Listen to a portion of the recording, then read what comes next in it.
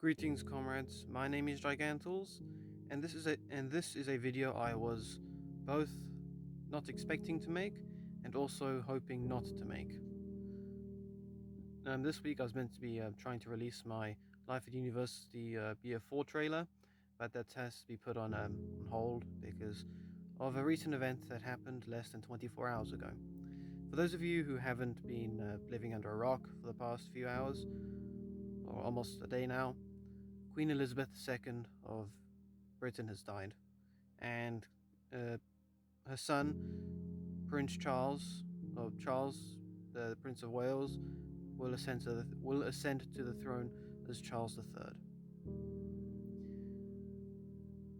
It's it's quite something, really, to be because in Britain, we've had Queen Elizabeth on the throne for almost for over 70 years now, and I mean, obviously that means she's been in power longer than I've been alive. So she's really the only monarch I've known in Britain. Even though I haven't met her personally, obviously, most of us haven't. Most of us haven't met her in person, but there's still a strange connection, I guess, all inhabitants of Britain have with her. That she was just always there, really, and I guess the thought really of her not being there, someone not only because she was so influential and present in all events in Britain, but also because there was almost like a sense of security with her being around, because everyone was making jokes about how old she was, how she had like the Philosopher's Stone, or how she had achieved immortality, and she well, like whether or not she would send a card to herself on her 100th birthday, because the Queen sends a card to those in Britain who reach their 100th birthday. We were making jokes like that, and no one really ever thought that she would die, which sounds like a strange thing to say, but in Britain, no one we all knew that she would die eventually, but we we just never really thought about. We just sort of hoped it wouldn't happen. It's almost like we couldn't imagine a Britain without Queen Elizabeth II. So yesterday, I was having lunch, and my family turned on the news, and we found out that the Queen had been, she was apparently in Balmoral House or Castle. I can't remember which one now, but she was in Balmoral. She was apparently very sick, and at that point in time, my family was saying, or rather predicting, that she was going to pass, and how everyone was quickly trying to rush over to her, all the royals. And that sort of continued on for several hours. I mean, it was like 2 or 3 in the afternoon, all the way up until 6. So it doesn't sound long, but when you're sitting in front of a TV that long, and it's just breaking news, playing the same thing over and over again, saying the Queen is sick, it feels like a very long time. And then me and Captain decided to, because we weren't sure how long this was going to take, we decided to play some PUBG, and so we were doing that. And I had a live stream up on my computer in front of me, so that if anything did happen, then we would see it. And we were playing. So we were in the middle of a match, and then the live stream changed, which indicated that the Queen had died.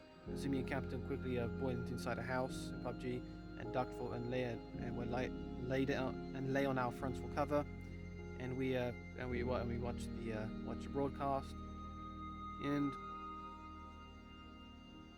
it was, like I said before. I think I said this before. I haven't met the Queen personally, but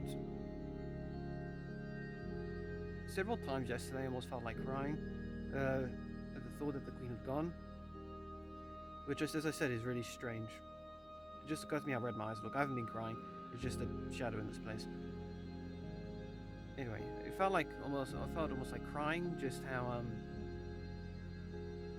just it may be hard for people who aren't in Britain to understand, or people who, I guess, haven't had a Queen as much of an influence on their lives, or just haven't had her as much of a presence.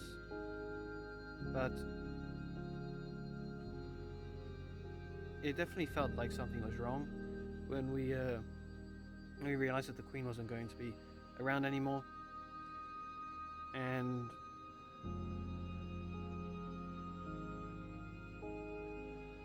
I mean, we tried to look at the more positive sides of it. Talk about how she was going to be with Philip now, hopefully. Prayers for the repose of both their souls. But also something I did point out, or how something I did point out was how fortunate the Queen was at this point in time, because when she became Queen unofficially, it was when she was in Africa, and her father died when she was overseas, so she didn't have an opportunity to say goodbye to him. However, yesterday when she died, she had her children with her, and I think Prince William too, so at least she had some of her family around her when she passed. And we also pointed out how it was a good thing that she performed her last duty as Queen by confirming Liz Truss, or rather Elizabeth Truss, as the next Prime Minister of Britain, and felt rather conclusive everything that happened in the last couple of days leading up to her passing. And then of course, as I was scrolling through Facebook later on, people were saying how there was a double rainbow over Buckingham Palace and another rainbow over Windsor Castle when she passed, which I thought was quite touching, because throughout almost throughout the entire broadcast, it was raining quite heavily, and it sort of cleared up around the time when she passed. So I thought it was sort of touching that there were rainbows after however many hours of her being in bed sick. At the moment of her passing, there were rainbows. Sorry if my voice sounds funny, but I'm definitely waffling on for a bit now. It's just, like I said before, this wasn't exactly an event people in Britain were hoping for or wanting. You sort of just assumed the Queen would continue living on and on. So we're definitely going to miss her. And I wish all the best for Charles III. God save the King. And man, it's been over 70 years since someone could actually say that. And it's been over 70 years since we've had a king. The Queen's led quite the life. Hopefully we can remember all the stuff she did to help others. I mean, she lived in a time where the British Empire was fracturing, but she still managed to keep the Commonwealth together, which no one really anticipated. So, I mean, obviously there's other stuff, but there's just too many to list right now. But before I get too emotional over this and start crying or something for real, just pray for the repose of the soul of Queen Elizabeth II and her husband Philip, and also for that Charles III may be a good king, and also all the surviving members of the royal family, that they may be strong in their grief at the passing of the matriarch of the royal family, as well as the people of Britain, who, I'm not even British, but I'm still a bit emotional about the Queen's death. So also the people of Britain to also remain strong at losing one of the pillars of being British. So hopefully you all have a good weekend, all of you. God bless you all. See you in the next video, comrades. Until then.